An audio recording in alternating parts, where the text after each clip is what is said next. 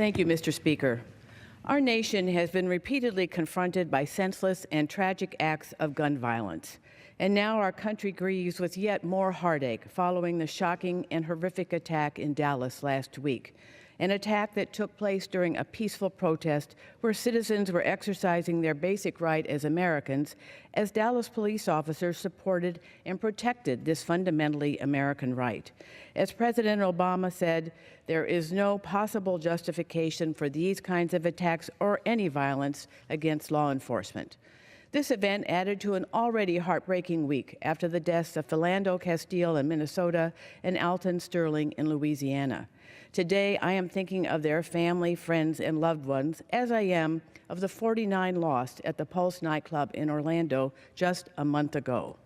I believe that law-abiding citizens have a constitutional right to own firearms, whether for sport or personal protection.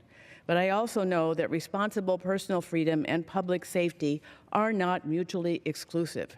Shootings have become unacceptably commonplace in our country, and Congress has a responsibility to do more to keep guns out of the hands of criminals, domestic abusers, and the dangerously mentally ill. In fact, recent polls show that support for universal background checks hovers around 90%. No other developed country in the world has the same rate of gun violence as the United States. According to United Nations data, the gun homicide rate in our country is more than 7 times that of Sweden, 6 times that of Canada, and unbelievably 21 times that of Australia. As President Obama stated following the shooting in Oregon, quote, "We are the only advanced country on earth that sees these kinds of mass shootings every few months," unquote.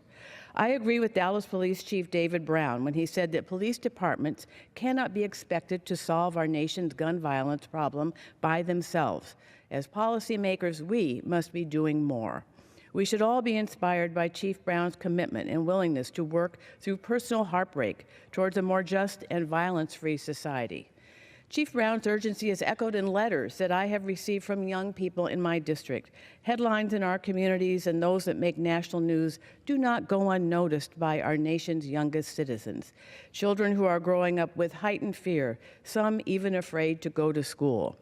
Abby, age 13, from Gardner, Massachusetts, wrote to me that, quote, "Every single day at school, I am scared an armed intruder will come in," unquote.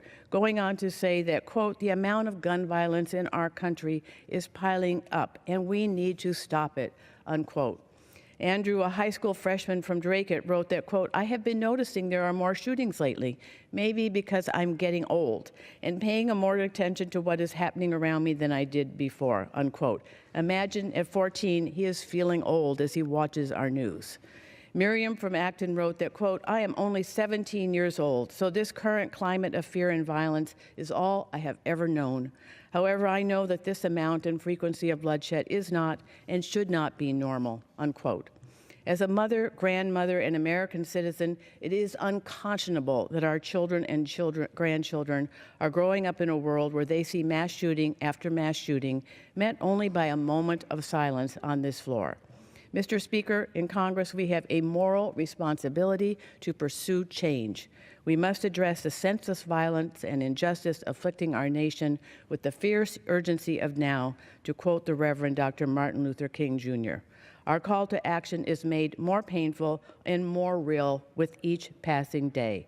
Mr. Speaker, bring a vote to the floor on common sense, universal background check legislation that will keep guns out of the hands of terrorists, criminals, domestic abusers, and the dangerously mentally ill.